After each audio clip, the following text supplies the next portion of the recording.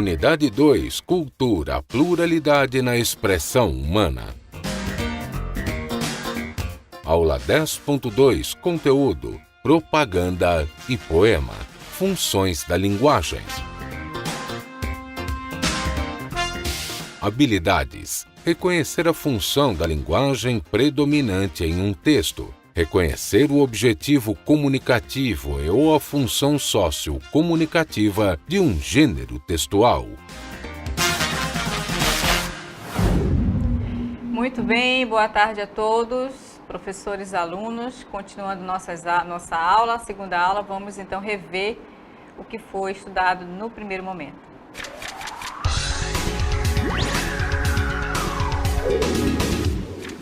Muito bem, então vocês estudaram aí sobre o Barroco, que iniciou aí no fim do século XVI até meados do século XVIII, sendo mais característico no século XVII.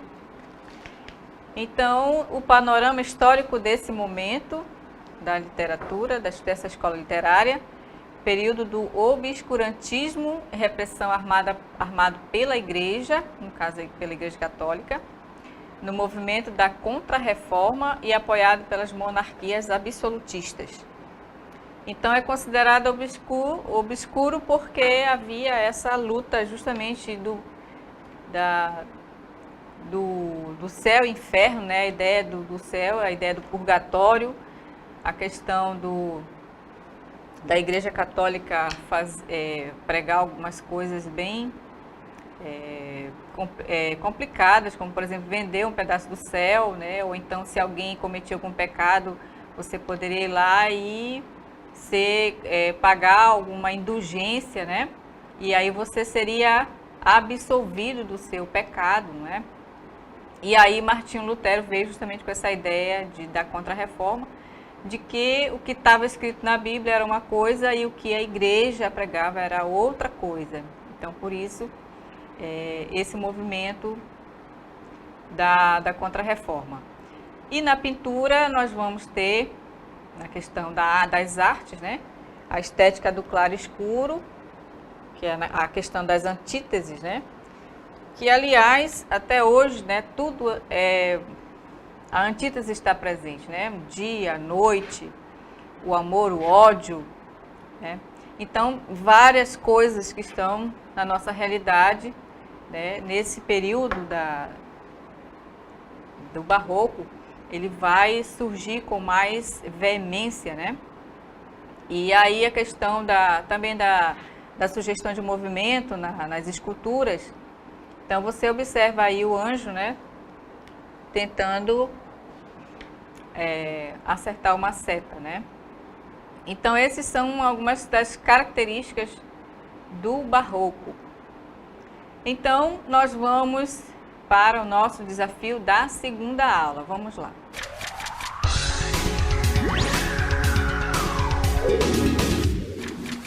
Muito bem. Então, o que significa a palavra desapegou nessa propaganda? Muito bem. Então, você vai prestar bastante atenção e no final da aula você vai comentar para nós esse desafio, ok? Então, vamos seguir a nossa aula.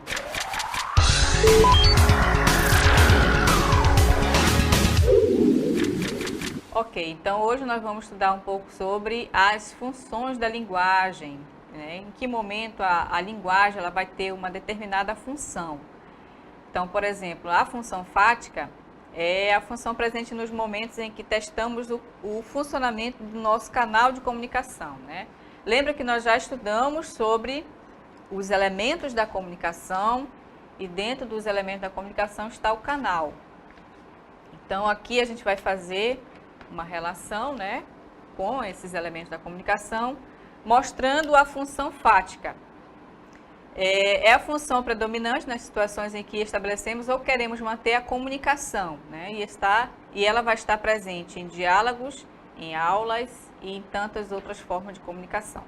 Então, aqui, na função fática, eu vou testar o canal de comunicação. Lembra quem é o canal? O canal pode ser a voz, pode ser a própria voz, né, quando você está falando com alguém pessoalmente. O canal pode ser o celular, quando você está falando, você liga para alguém né? E o receptor vai lá, recebe a tua ligação e, de repente, se a ligação está ruim, então você vai testar o canal, certo? Então você começa a dizer alô, alô, ou então você diz, está me ouvindo? Né? Tem alguém na linha? Tem alguém me ouvindo? Então você vai estar fazendo o quê? O teste do canal.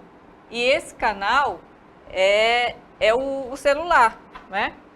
Então, a função fática, ela vai ter o objetivo, a função de testar este canal, tá? É o canal de comunicação. Quando você está conversando com alguém, e esse alguém às vezes não está prestando muita atenção no que você está falando, aí você começa a chamar a atenção dele. Ei, presta atenção. Ou então você toca o outro, né, para que ele dê atenção ao que você está falando. Ou às vezes você vai perguntar algo para alguém, ou vai explicar algo para alguém, de repente ela não entendeu, aí você diz, você entendeu? Você compreendeu? Então, você vai estar testando esse canal. Sempre o foco vai ser o canal dessa comunicação, tá? E a função referencial ou denotativa, ela tem o objetivo principal, é o da informação. É o que o texto vai informar, não é? Vai expor dados da realidade, sem um juízo de valor. Por essa razão, a linguagem é empregada de maneira objetiva. Então, ela vai estar presente nos textos científicos, nos textos jornalísticos, nos textos didáticos. Como vocês estão vendo aí, a notícia, o objetivo principal é dar uma informação. A aula é o conhecimento, né, que você vai estar propondo ali naquela aula. E as resenhas, que é mais um texto científico, né? Então, dentro da função referencial, o que é mais importante é a informação que estão nesses textos, né? No caso, no texto científico, no texto jornalístico e nas aulas didáticas, não é? A função conativa ou apelativa, ela vai predominar em textos cujo objetivo é o de convencer o receptor de algo, em opiniões ou comportamentos.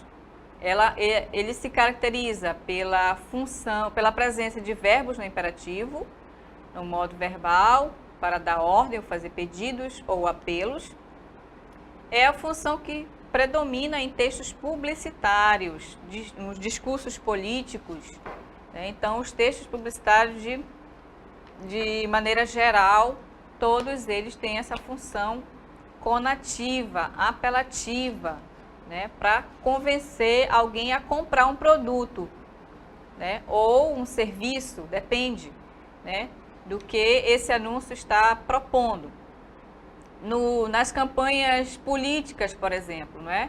Então, eles usam muito essa linguagem, essa função apelativa, justamente para convencer o leitor a votar, né, em um determinado candidato.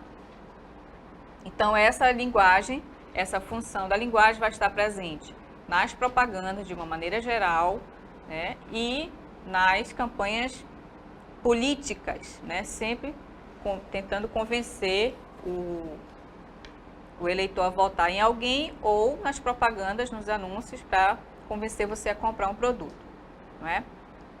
Esse gênero está presente em diversos veículos de comunicação, pode ser na rádio, na televisão, né, ou então em anúncios que são colocados nas ruas, né, aqueles carros que alguém monta lá uma caixa de som, né, e aí você sai veiculando determinadas propagandas de algum produto, né, com o intuito de divulgar um determinado produto ou serviço, né, convencendo o leitor a comprar. O leitor ou o ouvinte, né, a pessoa que está ouvindo. E ele é o quê? Um texto persuasivo que tem a intenção de convencer alguém a aceitar ou a se decidir a respeito de algo.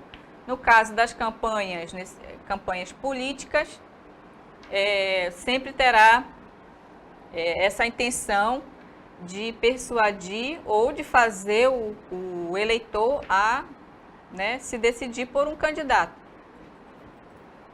E nas propagandas vai sempre convencer alguém a ter até a necessidade de ter algo, né? E isso muitas vezes acaba até gerando um problema, por exemplo, de compulsividade, né? Tem pessoas que não conseguem ficar sem comprar, né? Porque as campanhas publicitárias, elas têm esse objetivo de persuadir, de provocar no consumidor uma necessidade, né? Mesmo que ela não tenha necessidade nenhuma daquele produto ou daquele serviço. Mas devido a essa linguagem persuasiva, acaba convencendo a pessoa de que ela tem a necessidade daquele produto, daquele serviço, e muitas pessoas acabam se tornando compulsivas, né? Que não consegue se controlar ao ver um produto ou um serviço e ela é sempre convencida de que ela necessita daquilo. E dentro da propaganda, nós vamos conhecer alguns elementos, né, que estão contidos aí né, nesse tipo de texto. Nós podemos observar aí o conceito de símbolo, logotipo e o slogan. O símbolo é a imagem, o elemento gráfico. Lembra que eu já mostrei para vocês sobre o que é o símbolo? Né, que sempre é algo criado pelo homem e que ele tem um significado. Então, ele vai identificar aí a marca do produto, da empresa ou do governo ou de qualquer outra coisa. Muitos símbolos são tão conhecidos que ao vê-los rapidamente conhecemos, né? Reconhecemos a marca a qual estão vinculados. E o logotipo é o grupo de letras, né, que formam a sigla ou uma palavra representativa da marca desse produto ou dessa empresa. O slogan é uma frase curta, né, uma frase curta de lembrar, sempre associada a um produto ou uma empresa, que também pode ser chamado de bordão, né? Então, vamos ver um exemplo para vocês identificarem bem aí. Então, vejam que aqui eu tenho, nesse desenho, nesse símbolo do Bradesco, vocês estão vendo aqui um símbolozinho. Então, quando você vê esse símbolo aqui, ó, logo você imagina, é o Banco Bradesco, né? Então, esse é o símbolo. Ok? E quando você vê essas letrinhas, essa palavra aqui, que é o próprio nome do banco, então aqui a gente vai chamar de logotipo. Tá? Então, qualquer empresa, qualquer imagem que você veja que contenha esses elementos, você vai logo conseguir identificar. E essa frase aqui é o slogan, tá? Que a maioria das empresas fazem esse slogan. Tem outros que é bem mais curta, né? Então, esses são os 3 elementos fundamentais quando você cria um símbolo, né? Pode ser de uma empresa, pode ser de um banco, pode ser do governo, né? De um governo, pode ser de uma campanha publicitária com referência aí a campanhas, por exemplo, contra a dengue, campanhas contra a AIDS, campanhas contra violência, né? Então, há muitas campanhas que criam determinados desenhos, símbolos, né? Como, por exemplo, o câncer de mama, o câncer de próstata. Então, todos eles vão ser carregados dessas informações. E a função poética, ela predomina em textos cujo objetivo é o da expressão artística, né, através da sonoridade, né, da forma das palavras, dos seus sentidos, das combinações dos signos linguísticos, né? É a função predominante em textos literários e nas letras de música. Então, aqui, nós temos que prestar bem atenção, porque ela é muito parecida com a função emotiva, tá? Só que aqui, o que nós queremos mostrar é justamente os elementos que fazem parte da poesia, né? A construção, por exemplo, quando você está construindo um poema, você vai utilizar as palavras com determinada sonoridade, com determinado ritmo, né? Que através desse ritmo e dessa sonoridade, também do sentido que elas provocam no texto, a gente chama de poesia. E isso vai provocando no leitor, na pessoa que está lendo esse texto, digamos assim, um sentido, uma emoção, uma imagem, né, daquilo que está sendo descrito no poema. Então, aqui eu escolhi a letra da música do Guilherme Arantes, que a maneira como ele escreveu essa letra de música é bem interessante, né?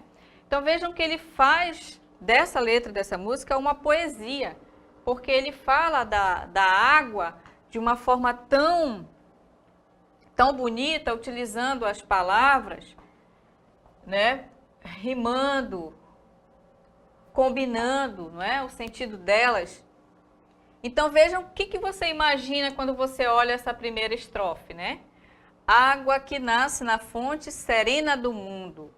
Ó, com a profundidade que ele utiliza, né?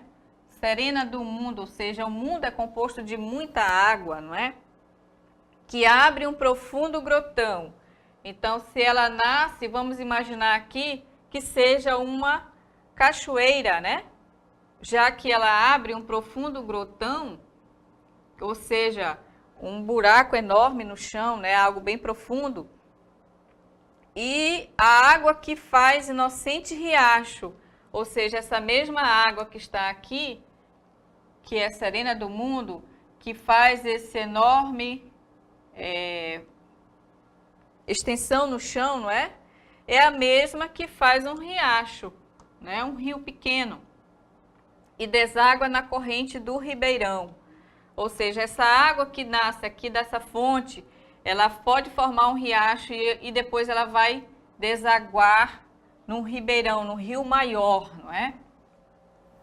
Seguindo, nós temos a próxima estrofe, que ela é bem mais longa, né? Água dos rios que levam a fertilidade ao sertão.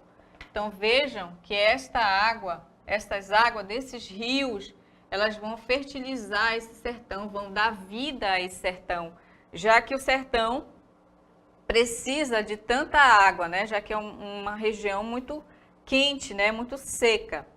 Águas que banham as aldeias. Ó, as aldeias, ou seja,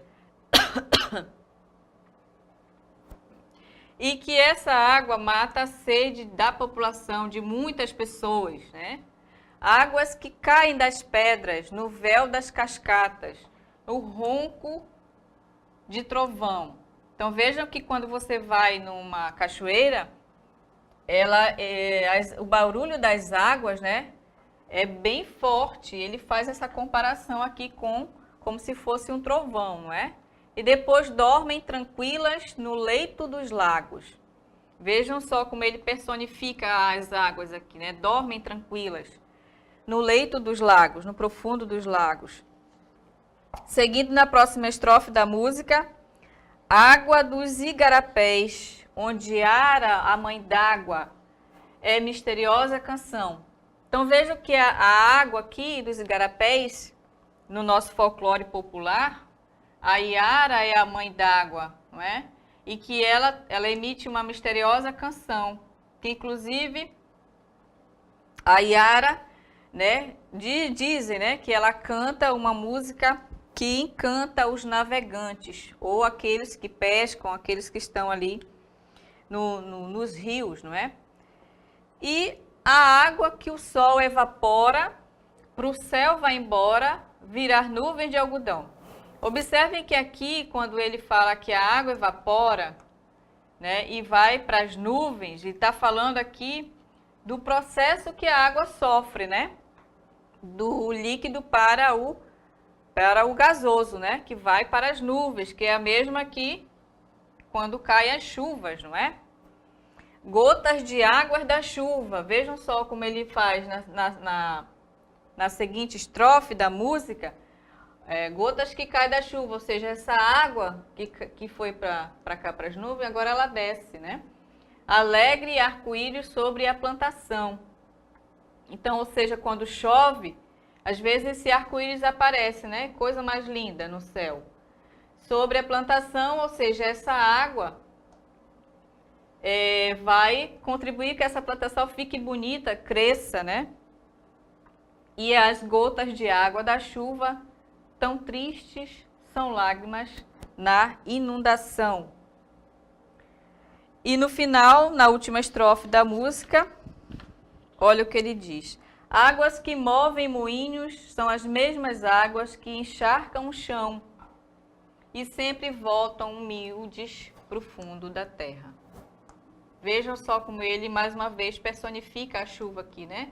Voltam humildes para o fundo da terra, ou seja, a água faz todo esse processo e ela volta lá para o profundo da terra, para os rios, para... Esqueci o nome, né? Que as águas passam por baixo da terra. Acabei esquecendo o nome. Então, ele diz, ó, o final, terra, planeta, água. Então, nosso planeta deve ser chamado planeta água, né? E não planeta terra. Porque a quantidade de água que nós temos é muito maior do que terra. Apesar de ser água salina, né? Mas ela é constituída de mais água do que terra. Por isso, ele criou essa música, né?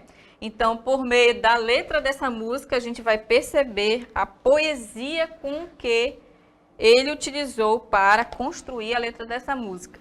E assim, da mesma forma, vai acontecer na poesia em si, não é? Porque as letras das músicas, elas são poesias, só que são poesias em forma de música, não é? Que antigamente a música... Os poemas, eles eram cantados, acompanhados de instrumentos musicais. Como vocês já estudaram lá, com a professora Dina, assim, na literatura, os poemas, eles eram acompanhados de instrumentos musicais. Depois, com o tempo, o que aconteceu? Houve essa divisão, né? De só os poemas serem declamados e as músicas serem justamente acompanhadas dos instrumentos musicais. Agora, na função emotiva ou expressiva, ela predomina em textos cujo objetivo é o da transmissão de emoções, né? Anseios e opiniões particulares. É a realidade expressa pelo ponto de vista do emissor, a razão pela qual a linguagem empregada é subjetiva e em primeira pessoa. O outro indicativo de sua presença é o uso de exclamações e reticências. É a função predominante em poemas, narrativas e autobiografias.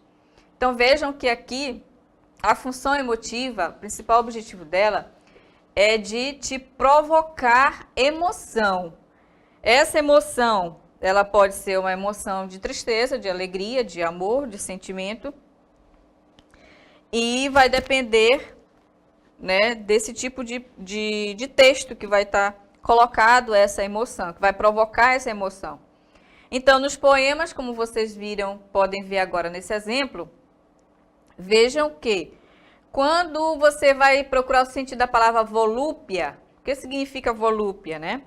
Volúpia significa grande prazer. Então, vejam que ele começa com a palavra volúpia. Volúpia, o beijo que deste no meu pulso, cobriu de angústia a forma imaterial dos meus sentidos. Então, vejam que quando você lê essa primeira estrofe, volúpia, ou seja, o grande prazer desse beijo que foi dado no pulso, né? Cobriu de angústia a forma imaterial dos meus sentidos, ou seja, encobriu, né, todos os sentidos dele, né, ao ser beijado, não é? Na segunda estrofe, teu beijo teve a agudez de um estilete inutilizando o meu pudor. Então, vejam aí que o beijo inutiliza o pudor dele, ou seja, ele perde todo o pudor quando ele é beijado, né, de forma aguda, profunda, não é? Não viste o sangue que afluiu à minha boca? Foi a volúpia falando na eloquência da dor. Então, devido ao grande prazer desse beijo, aguçou os sentidos e as sensações dele, né? Que é como se tivesse provocado um corte, não é?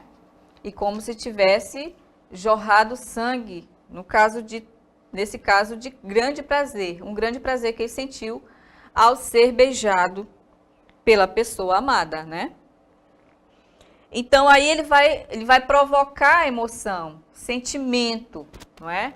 Então, por exemplo, nas narrativas, também no caso dos feitos heróicos lá de Camões, quando ele lê, ele faz aquela narrativa do povo português, ali também tem esse objetivo de provocar essa emoção, né? Por exemplo, no discurso de um pastor ou de um padre, ele também tem essa função de provocar uma certa emoção, né, em quem está ouvindo. O discurso de um diplomata também pode provocar uma determinada emoção. As autobiografias, por exemplo, se a pessoa está se autobiografando, vai ter um momento em que ela vai descrever um momento de sofrimento, ou de perda, ou de fracasso, e depois ela pode descrever lá a superação, né, daquele problema, daquela situação que ele viveu, ok? E a última, né, que é a metalinguística, a função metalinguística, que ela predomina em texto, cujo objetivo é o de explicar os aspectos referentes ao uso da língua, e é o que chamamos de usar o código, né, a língua falada ou escrita, para explicar o funcionamento do próprio código, ou seja, da própria língua. É a função predominante em dicionários, gramáticas, também poemas que falam sobre o ato de escrever poemas. Então, como exemplo, nós temos aí um verbete do dicionário, em que ele vai explicar o próprio código, a língua. O que significa a língua? É um órgão que fica dentro da boca e tem funções importantes na percepção dos sabores e na produção da voz. A língua é formada por 17 músculos e possui sua parte superior pequenas saliências chamadas de papilas gustativas. Então vejam quanto significado tem a palavra língua. Então, todas as vezes que você vai explicar o código pelo código, a língua pela língua, então você vai estar usando a função metalinguística. Tá? Então vamos ver mais um exemplo aí do substantivo, por exemplo, você vai dando aí os exemplos, né? Vai conceituando nesse poema. O substantivo é o substituto do conteúdo, ou seja, ele está conceituando aí o substantivo. O adjetivo é a nossa impressão sobre quase tudo, ou seja, o adjetivo ele realmente vai caracterizar e vai mostrar uma característica, uma qualidade, né, do ser, ou seja, de quase todas as coisas vai se estar dando um adjetivo. O diminutivo é o que aperta o mundo, ou seja, diminui, né? As palavras no diminutivo quer diminuir, deixar miúdo, deixar pequeno. O imperativo é o que aperta os outros e deixa mudo. O imperativo também, né? Como ele tem a função de dar ordem, fazer um apelo também, né? Então, você vê que ele está conceituando as classes gramaticais. Então, isso é um exemplo de função metalinguística, é explicar o código pelo código, ok? Então, mais uma vez, vamos relembrar a função da linguagem. A fática, ela tem a função de testar o canal de comunicação. O referencial vai ser o contexto, a informação é mais importante, né, que vai estar lá nos textos científicos, nas aulas. A conativa tem a função de atingir o receptor. Ele vai estar tentando convencer, né? Sempre convencer alguém a comprar alguma coisa ou ter a necessidade de algo. E a poética, ela vai estar lá na mensagem do poema, no caso a poesia, todo o sentido, né, que a poesia provoca no texto. E a emotiva é de provocar uma emoção no leitor ou no ouvinte. E a metalinguística é o código, a explicação da língua pela língua, o código pelo código, ok? Muito bem, momento do desafio, tá na tela para você. Você está vendo essa imagem? O que ela diz? O que a imagem barroca diz? Nós temos aí o céu e a terra, essa dualidade presente no homem? Vou para o céu ou vou ficar nos prazeres mundanos? Segundo desafio. O que significa a palavra desapegou? Então, vocês bem analisaram aí, significa que a pessoa se desprendeu daquele objeto, aquela coisa, né? Às vezes você cria um amor a um determinado objeto e você não consegue se desfazer dele, né? Então, a OLX veio para fazer isso. Então, terminamos nossa aula de hoje. Até amanhã. Tchau.